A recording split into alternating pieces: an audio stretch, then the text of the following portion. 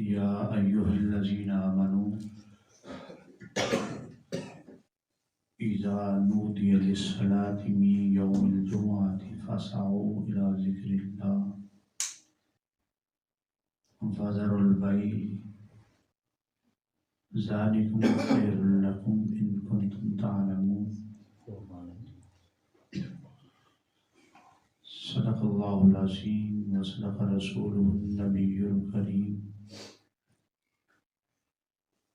إن الله وملائكته يصلون على النبي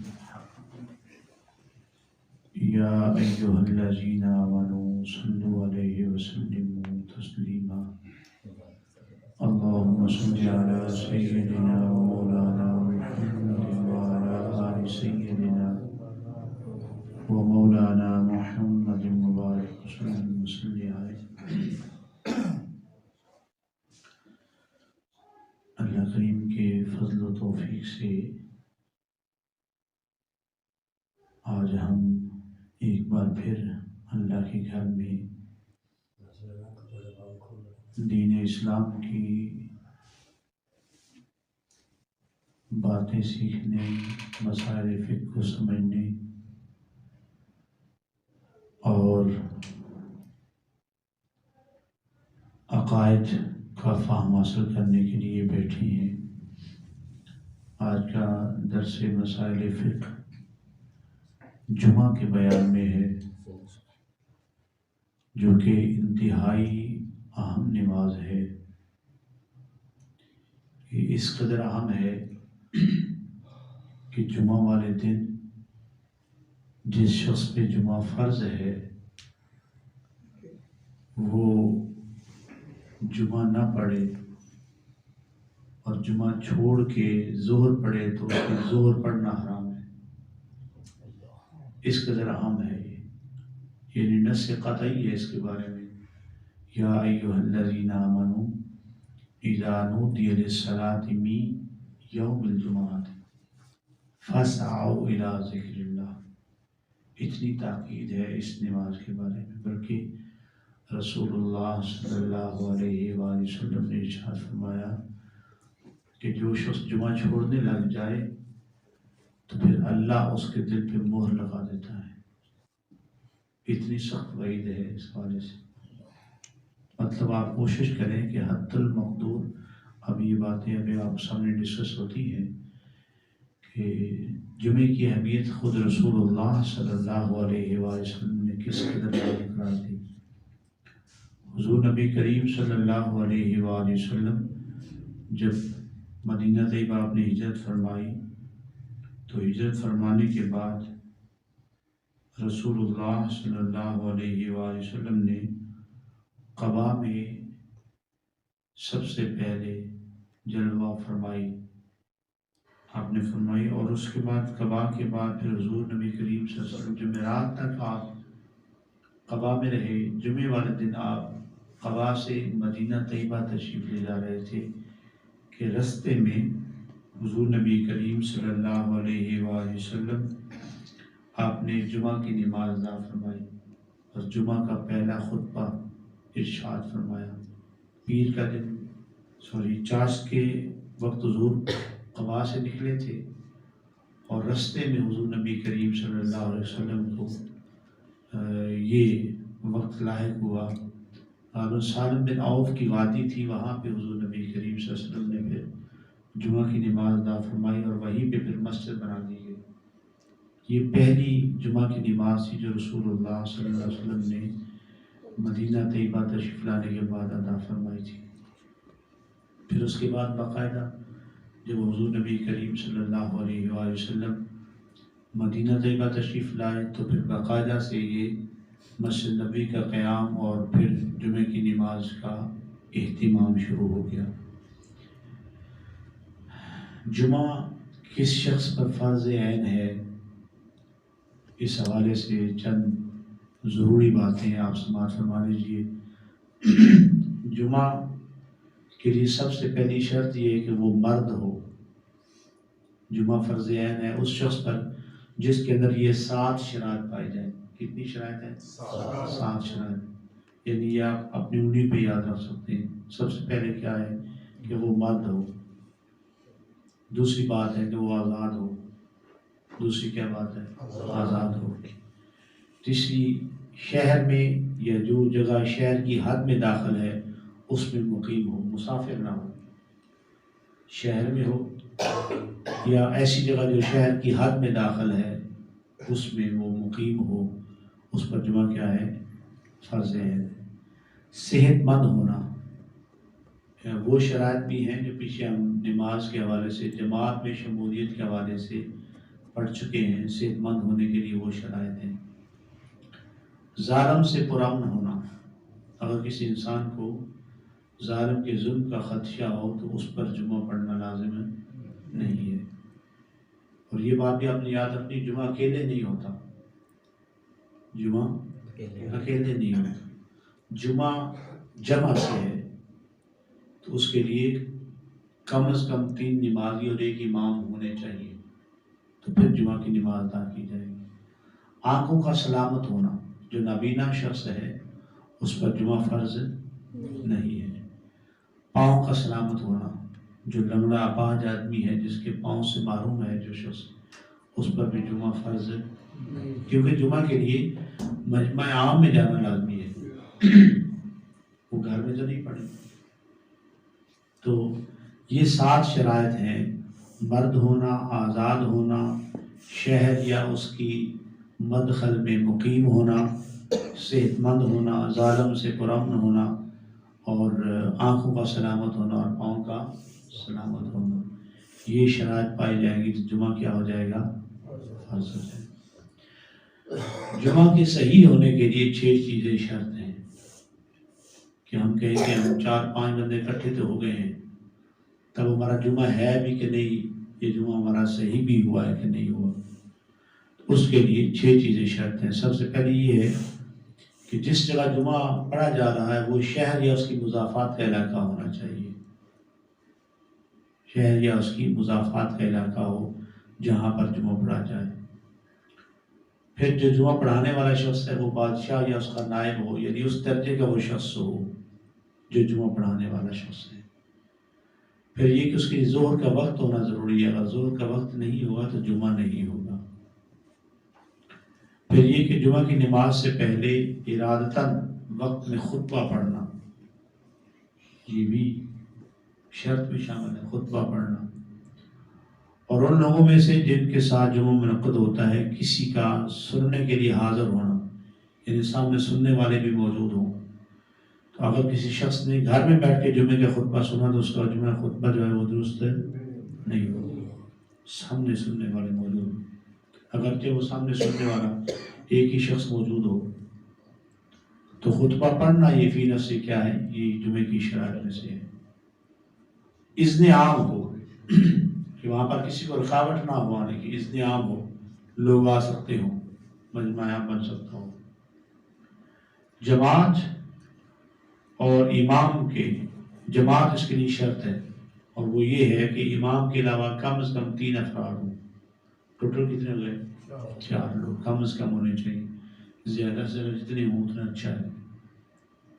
تو یہ جمعے کی شرائط ہیں، اگر ہوگی تو پھر جمعہ صحیح ہوگا. سچی بات کریں اگر آپ کے سامنے تو پاکستان میں کہیں بھی جمعہ صحیح نہیں ہوتا. ہاں جی، چاہیے ریکارڈنگ ہو رہی ہے. پاکستان میں ضرورتاً جمعہ کی نماز ہوتی ہے. پاکستان میں جو صحیح اسلامی نظام ریاست اور اسٹیٹ ہے وہ قائم ہی نہیں ہے. پاکستان میں کہیں بھی نہیں ہے. تو یہ ضرورتاً پڑھ لی جاتا ہے کہ چلے جمعے کے فوائد سے محرومی نہ ہو. تو یہاں ہمارے یہاں جو ایک ڈیزائن اور رواج بن گیا ہے کہ جگہ جگہ جمعے شروع ہو گئے ہیں، تو یہ تو قدر بھی درست نہیں ہوتے. ہمارے یہاں جس کی 2-1.5 کی مسجد ہے وہ جمعہ شروع کر دیتا ہے. اور پھر دکھ یہ ہے کہ یہ جو مصلی ہے نا، میں نے کئی بار عرض کیا، یہ کپڑا نہیں ہے، یہ ایک منصب ہے. یہ کیا ہے؟ منصب ہے، منصب رسالت ہے. یہ چھوٹا سا منصب نہیں ہے. اور اس طرح ممبر ہے وہ لکڑی کا مجموعہ نہیں ہے، لکڑی کی ڈیزائن کی ہوئی چیز نہیں ہوتی، وہ ایک منصب ہے. کیا ہے؟ تو وہاں پر جس کے مرضی پر دل کرتا ہے وہ بیٹھ جاتا ہے، کہتا ہے جی میں جی سب سے بڑا ہوں. استاد کی بلا فرمایا کرتے تھے جس شخص نے درس نظامی نہیں کیا ہوا نا صحیح مکمل، تو وہ اگر درس قرآن کا دے رہا ہے تو اس کا درس قرآن دینا بھی حرام ہے. تو یہاں پر دیکھ لیں جو کچھ ہو رہا ہے جی. تو خیر یہ دکھ ہے ایک جو میں نے آپ کو سامنے رویا ہے. تو جمعہ کی شرائط جو ہے یہ ضروری ہونی چاہیے. پھر ہر وہ جگہ جہاں پہ قاضی ہو، مفتی امیر ہو اور وہ شرعی احکامات کو نافذ کر سکتا ہو، یہ جو شرط ہے یہ پاکستان میں کہیں پوری نہیں ہوتی. یعنی شرعی احکامات کا نفاذ اب پاکستان میں کہیں نہیں ہو رہا. ہو رہا ہے؟ نہیں ہو رہا. حدود کا نفاذ نہیں ہو رہا. اس کے لیے پھر خیر مسائل تو ہیں، لیکن جمعے سے محرومی وہ زیادہ نقص ہے. اس لیے ضرورت جمعہ جو ہے وہ پڑھ لیا جاتا ہے تاکہ اس سے محرومی نہ ہو، انسان گناہ میں شریک نہ ہو جائے. اب جمعے کے کچھ مسائل وہ آپ یاد رکھ لیجیے گا. جب ہی پہلی اذان ہو، کون سی؟ اذا نودی للصلاۃ من یوم الجمعۃ فاسعوا الی ذکر اللہ. تو آپ نے اس سے پہلے تیاری رکھیے اور جمعے کی طرف آپ چل پڑیں. اس کے بعد آپ کا لین دین کرنا، خرید و فروخت کرنا، کوئی کام کاج میں لگے رہنا، وہ فعل حرام ہے. کیوں بلا فعل حرام کیوں ہے؟ بلا فعل حرام کیوں ہوتا ہے؟ اللہ نے حکم دیا ہے، اللہ نے حکم دیا ہے کہ زنا کے قریب نہ جاؤ. زنا کے اگر جاؤ تو پھر کیا ہوگا؟ فعل کون سا ہوا؟ جو کام بھی اللہ کے حکم کے خلاف ہوگا وہ کیا ہوگا؟ حرام ہوگا. وہ کیا ہوگا؟ اللہ نے حکم دیا کہ جو ہی اذان ہو جائے تو کیا کرنا ہے؟ کام کا چھوڑ دو اور دوڑ مطلب یہ نہیں کہ آپ فوراً جیسے دل کی لگا سے بھاگ جائیں، ایسے نہیں. مطلب یہ کہ آپ تردد کریں جب چلنا شروع ہو جائے. ٹھیک ہے، لیکن ہمارے یہاں جو صورتحال چلتی ہے وہ آپ کے سامنے ہے کہ جب تک وہ دوسرا خطبہ شروع ہوتا ہے تب لوگ جو ہے وہ مسجد میں آتے ہیں. یعنی ہم نے اللہ کو دین چڑھایا ہوا ہے، یہ اللہ سے اڑا گئے ہم تو قبول کر لیں. لہذا کوشش یہ کرنی ہے کہ پہلی اذان سے پہلے آپ لوگ تیار ہوں، اور جو ہی اذان ہو آپ مسجد کی طرف آہستہ آہستہ چلنا شروع کر دیں، مسجد میں پہنچیں. اس کے بعد اگر کسی کام میں آپ مصروف ہیں تو وہ پھر آپ وہ عمل حرام کا ارتکاب کر رہے ہیں. اگر وہ کام جمعہ کے ہی متعلقات میں سے تو پھر وہ حرام نہیں ہے، لیکن اگر دنیاوی امور سے وہ متعلقات میں سے تو پھر وہ فعل حرام ہے. جمعہ ابھی آپ نے سنا ہے کہ جو خطبہ ہے یہ شرط ہے جمعہ کے اندر. پھر خطبے کی اپنی سنتیں ہیں وہ آپ توجہ سے سماعت کیجیے گا. جمعے کا جو خطبہ دیا جاتا ہے اس کی سنتیں ہیں. 18 چیزیں سنت ہیں جمعے کی خطبے میں. سب سے پہلی سنت یہ ہے کہ طہارت حاصل ہو. جو شخص جمعے کا خطبہ دے رہا ہے اسے طہارت حاصل ہو، اور جو سننے والے ہیں وہ بھی طہارت میں بیٹھے ہوں. یہ نہیں کہ وہ بھی بے وضو ہو کے بیٹھے ہوں، ایسا نہیں. ستر عورت ہو، یعنی جو نماز کے اندر جس طرح ستر عورت ہے، شرمگاہ کا ڈھانپا ہونا ہے، اسی طرح خطبہ میں بھی اسی طرح ہونا چاہیے. خطبہ شروع کرنے سے پہلے امام کا منبر پر بیٹھنا یہ مسنون ہے. یہ کیا ہے؟ مسنون ہے. اقامت کی طرح اذان کا امام کے سامنے ہونا. جیسے اقامت کہتے ہیں آپ امام کے پیچھے بالکل اسی طرح جو جمعے کی اذان کہاں پہ ہونی چاہیے؟ امام کے سامنے ہونی چاہیے. اور پھر اذان کے بعد امام کا کھڑا ہونا. پھر تلوار بائیں ہاتھ میں ہو اور اس نے اس کا سہارا لے رکھا ہو. تلوار بائیں ہاتھ میں اور اس نے اس کا سہارا لے رکھا ہو. یہ اس لیے ہے تلوار آج کل ہمارے یہاں عصا رکھا جاتا ہے، اس کی وجہ یہ ہے کہ تلوار شومٹ ہے، مظاہرہ ہے اس بات کا کہ یہ جو علاقہ ہے جس میں یہ خطبہ پڑھا جا رہا ہے وہ ہم نے تلوار کے ذریعے سے وہاں پہ اسلام نے غلبہ حاصل کیا ہے۔ اور تلوار سامنے رکھنے کا مقصود یہ ہے کہ لوگوں کو پتہ چلے کہ مسلمانوں نے تلوار رکھنے دی ہے، اب بھی تلوار ان کے ہاتھ میں ہے، اور کسی نے تھوڑی سی ٹسمس کی تو تلوار پھر باہر نکل آئے گی۔ لیکن آج کل تلواریں ہم نے سنبھال دی ہوئی ہیں، آج کل تلوار والا مزاج ہمارا نہیں ہوا، تلوار والا مزاج ہمارا نہیں رہا۔ استغفر اللہ، یہ ایک الگ سر ہونا ہے جی، اس میں کہاں تک ہونا ہے۔ تو آج عصا بھی اسی معنی میں ہے، یہ غلبہ ظاہر کرنے کے لیے ہے۔ تو اگر کوئی شخص رکھ لے تو ٹھیک ہے، نہ بھی رکھے تو اس میں حرج نہیں ہے۔ پھر یہ کہ امام کا چہرہ لوگوں کی طرف ہو، یہ نہیں کہ امام صاحب جو ہے وہ قبلہ رو ہو کے وہ خطبہ پڑھ رہے، ایسا نہیں۔ یہ سنت ہے کہ امام جو خطبہ پڑھے کس طرف منہ ہو اس کا، لوگوں کی طرف۔ خطبہ الحمدللہ کے ساتھ شروع کیا جائے، یہ مسنون ہے۔ اللہ تعالیٰ کی تعریف کرنا جیسے اس کے شائن شان ہے، اس طرح خطبے الحمد کے بعد یہ بھی مسنون ہے۔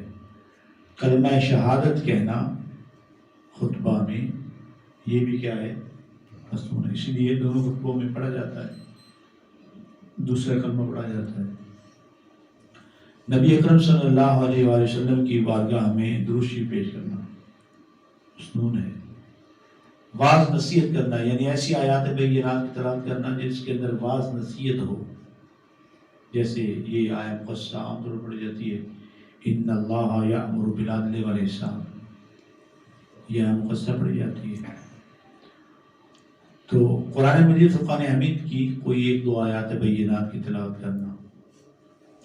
خطبے دو ہوں، خطبے کتنے ہوں، یہ مسنون ہے، دو خطبے ہوں۔ درمیان میں خطبوں کے درمیان 3 آیات کی مقدار بیٹھنا بھی مسنون ہے، 3 آیات کی مقدار بیٹھنا بھی کیا ہے، مسنون ہے۔ دوسرے خطبہ شروع کرنے سے پہلے الحمدللہ کا اعادہ کرنا، پہلے خطبے کے شروع سے پہلے بھی اور دوسرے خطبے کے آغاز میں بھی الحمدللہ کہنا۔ دوسرے خطبے کے شروع میں ثنا اور درود شریف پڑھنا، یہ مسنون ہے۔ اور پھر دوسرے خطبے میں تمام مومن مردوں اور عورتوں کے لیے بخشش کی دعا کرنا، یہ بھی مسنون ہے۔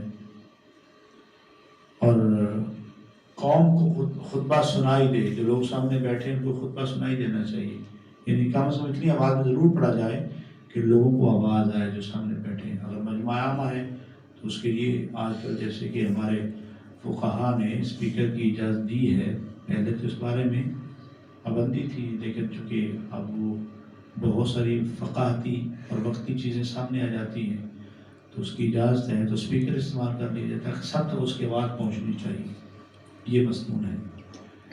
اور طوال مفصل کی کسی صورت کے مطابق مختصر خطبہ پڑھنا۔ طوال مفصل کہاں سے شروع ہوتی ہے؟ طوال مفصل سورہ دہر سے شروع ہو جاتی ہے، سورہ دہر سے لے کر سورہ بروج تک، والسماء ذات البروج، اتنی مقدار میں پڑھ لیے جائے۔ بہت طویل نہ کہ 2 گھنٹے لگ جائیں، خطبے پڑھا جا رہا ہے، لوگ بیچارے تنگ آ جائیں، ایسا نہ کیے جائے، یعنی اس قدر اتنی مقدار ہونی چاہیے خطبے کی، یہ مسنون ہے۔ کچھ اور باتیں، خطبہ لمبا کرنا جیسے میں نے بھی عرض کیا ہے، اور کسی سنت خطبہ کو چھوڑ دینا یہ مکروہ ہے، یعنی بہت زیادہ لمبا خطبہ کر دینا اور ادھر ادھر سے چیزیں عبارتیں اس میں وہ تحسین کلام کے لیے اس میں ساتھ شامل کیے رکھنا، یہ کیا ہے، مکروہ ہے۔ یعنی آپ نے ٹو دی پوائنٹ کام کرنا ہے، اس کے اندر اس بات کا خاص خیال رکھیں۔ جمعہ کے لیے پہلی اذان ہوتے ہی صحیح کرنا اور خرید و فروخت چھوڑ دینا واجب ہے، کیا ہے، واجب۔ جو ہی پہلی اذان ہو تو جمعہ کے لیے صحیح کرنا، کوشش کرنا، تیاری کرنا اور چل پڑنا جمعہ کے لیے، یہ کیا ہے، واجب ہے، یہ صحیح قول کے مطابق ہے۔ جب امام خطبے کے لیے نکل آئے، امام سب بیٹھ گئے، ممبر پہ بیٹھ گئے، تو پھر نماز پڑھی جائے گی، نہ ہی کسی قسم کی گفتگو کی جائے گی۔ نہ سلام کا جواب دیا جائے، نہ چھینکنے والے کو یرحمک اللہ کے ساتھ جواب دیا جائے، یہاں تک کہ نماز سے فارغ ہو جائے. نماز سے یہ جو باتیں ہیں نا، یہ باتیں، ان باتوں میں یہ بات آپ کو سمجھنی چاہیے کہ امام صاحب نکل آئے ہیں، امام صاحب نکل آئے ہیں، وہ بیٹھ گئے ہیں، کسی قسم کی کوئی بات آپ نے نہیں کرنی، خاموش رہنا ہے. تو اسی وجہ سے امام شامی، فتح شامی میں آپ فرماتے ہیں کہ دوسری اذان کا جواب دینا یہ درست نہیں ہے. امام صاحب کا بھی، امام ابو حنیفہ علیہ رحمہ کا بھی موقف یہی ہے کہ دوسری اذان کا جواب نہیں دینا چاہیے، کیونکہ اس وقت خاموشی کا حکم ہے. ٹھیک، لیکن صاحبین نے اس بات سے اختلاف کیا ہے. امام محمد اور امام ابو یوسف نے اس بات سے اختلاف کیا ہے. وہ کہتے ہیں کہ اگر اذان کا جواب دے دی جائے تو کوئی حرج نہیں ہے، کیونکہ وہ کلمات کبریائی ہے، ان کا جواب یہ ان کا موقف ہے صاحبان کا. لیکن جو زیادہ تر رجحان ہے وہ امام صاحب کے قول پہ ہے، امام ابو حنیفہ رحمہ کے قول پہ رجحان یہ. اور اعلیٰ حضرت عظیم المرتبت نے بھی جو فتویٰ دیا ہے وہ بھی اسی حوالے سے دیا ہے. آپ فرماتے ہیں کہ اذان کا جواب نہ دینا اولا ہے اور دے دینے میں کوئی حرج نہیں ہے. تو بہتر کیا ہوا؟ نہ دیا. بہتر کیا ہوا؟ کیونکہ اس سمے میں رہنا کیا ہے، اپنے خاموش رہنا. جو علت غایہ ہے وہ اس کے اندر یہ ہے. خیر، ادھر ادھر دیکھنا مکروہ ہے.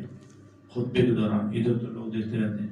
ہمارے یہاں تباہی ہے جی، تباہی یہ ہے کہ عین اس وقت جب خطبے میں شمولیت کرنی ہوتی ہے، لوگ چندہ مانگ رہے ہوتے ہیں، اللہ نے کے چندہ اکٹھا کر رہے ہوتے ہیں، خطبہ پڑھا جا رہا ہے، وہ اپنا کام کر رہے ہیں. تو وہ کام نہیں کرنا چاہیے. خطبے کے دوران بالکل ساکت ہو کے بیٹھنا چاہیے، متوجہ ہو کے آپ کو بیٹھنا چاہیے. خطیب جب ممبر پر بیٹھ جائے تو قوم کو سلام نہ کہے، یعنی خطیب صاحب کے لیے کہ وہ سلام نہیں کہے. یعنی یہ جو دوسرے لفظوں میں یوں سمجھیے کہ فی نفس سے ہی ڈائریکٹ یہ نظر تو نہیں آ رہا کہ آپ نماز میں ہیں، لیکن معاملہ اصل میں نماز جیسے ہی ہے. فی نفس سے آپ نظر تو نہیں آ رہا کہ آپ نماز میں ہیں، لیکن معاملہ ہے اصل میں نماز جیسے ہی. اس لیے یہ حد بندیاں ہیں کہ خطبہ جو امام ممبر پہ بیٹھ گیا تب سے لے کر سلام پھیرنے تک یہ تاکیدات ہیں، جیسا اس کا خاص خیال رکھا جائے. جمعہ کی اذان کے بعد جب تک نماز نہ پڑھ لے شہر سے باہر جانا مکروہ ہے. جمعہ کی اذان کے بعد جب تک نماز جمعہ نہ پڑھ لے شہر سے باہر جانا مکروہ ہے. جس آدمی پر جمعہ فرض نہیں ہے اگر وہ پڑھ لے تو وقتی نماز کی طرف سے ادا ہو جائے گا. اور جو شخص معذور ہے یا کوئی ایسا ایمرجنسی بن گئی ہے تو اس کے لیے اجازت ہے. لیکن خواہ بخواہ جو ہے وہ چلو جی کھلن چلی جی فلاں کام چلیے جی فلاں، ایسا نہیں ہے. اس کے لیے باہر جانا کیا ہے، وہ اپنے اس شہر میں جمعہ کی نماز پہلے پڑھ لے. جو شخص بغیر عذر کے جمعہ سے پہلے ظہر کی نماز پڑھے تو وہ حرام کام کا مرتکب ہوا. ابھی میں نے عرض کیا تھا، جو شخص بغیر عذر کے جمعہ سے پہلے ظہر کی نماز پڑھے وہ کس کا مرتکب ہوا؟ پھر حرام کا مرتکب ہوا. پھر اگر جمعہ کے لیے جائے اور امام جمعہ پڑھا رہا تو ظہر کی نماز باطل ہو جائے گی. کام اس نے حرام کیا تو پھر اس کو سمجھ آئی وہ تو میں نے نماز پڑھ لی، مجھے جمعہ پڑھنا چاہیے تھا، لہٰذا جمعہ پڑھنے چلا گیا. تو اب اس کا جمعہ ہوگا جو ظہر کی نماز ہے اس کی باطل ہوگی. وہ گئی، الٹا سے نقصان اٹھایا ہے، فائدہ سے کچھ نہیں ملا. جو شخص امام کو تشہد یا سجدہ سہو میں پائے وہ جمعہ کی نماز مکمل کرے. یعنی امام تشہد میں بیٹھا ہو تو جتنا بھی آپ کو تھوڑا سا وقت بھی مل جائے امام کے ساتھ تو وہ آپ کا جمعہ ہی ہوگا. اگرچہ سجدہ سہو میں یا امام صاحب مل جائیں تو بھی آپ جمعہ کی نماز میں شامل ہو گئے. یہ بات میں نے ابھی عرض کی، جمعہ انفرادی طور پہ نہیں ہوتا. آپ کا دل کرے جمعہ کی جماعت ہو گئی ہے، آپ علم گاجر جمعہ پڑھ لگا، یہ کام نہیں ہوگا. اس کے لیے مجموعہ مقامہ ضروری ہے، اور وہ میں نے آپ کے سامنے چیزیں بیان کی ہیں. لہذا اہل اسلام جمعہ کے یہ مسائل انتہائی اہمیت کے حامل ہیں جس سے ہم لاپرواہی برتتے ہیں، جو کہ نہیں برتنی چاہیے۔ جمعہ والے دن اچھے طریقے سے غسل کرنا، خوشبو لگانا، صاف ستھرے کپڑے پہننا اور تیار ہو کے جانا، یہ سنت مصطفیٰ ہے، یہ سنت مصطفیٰ ہے۔ تو جمعے والے دن ویسے بھی غسل کرنا حضور نبی کریم صلی اللہ علیہ وسلم کی سنت مبارکہ ہے۔ اچھا، ایک غسل ہوتا ہے فرض ہوتا ہے، وہ تو مجبوری سے کیا جاتا ہے، چلے ثواب اس کا بھی ہے، گناہ نہیں ہے اس کا بھی، لیکن اگر آپ پر غسل فرض نہیں ہے اور آپ ماں اس لیے غسل کر رہے ہیں کہ میرے مصطفیٰ کریم نے کیا ہے، تو کتنا اجر ملے گا، کتنا اجر ہے اس کام کے۔ لیکن ہم لوگ نا بس سستی کے مارے ہوتے ہیں اور ہم یہ کام نہیں کرتے۔ ڈھیروں ثواب جو اللہ ہمیں دینے کے لیے ہمہ وقت ہماری طرف متوجہ ہے، ہم وہ اپنے عمل کی کوتاہی اور سستی سے وہ ڈھیروں ثواب ضائع کر دیتے ہیں۔ تو کوشش کریں جس قدر اپنے وجود کو مشقت میں ڈالیں گے اللہ کے احکامات کی بجا آوری میں، اسی قدر اللہ آپ کو انعام و اکرام عطا فرمائے گا۔ لہذا ہم نے کوشش کرنی ہے اپنے بچوں کو، اپنی نسلوں کو، اپنے نوجوانوں کو کہ اس کام کی طرف وہ راغب ہوں اور وہ اللہ کی بارگاہ میں زیادہ سے زیادہ حاضر ہوں۔ اللہ کریم ہمیں یہ مسائل سمجھنے، دوسروں تک پہنچانے اور کامل عمل کرنے کی توفیق عطا فرمائے۔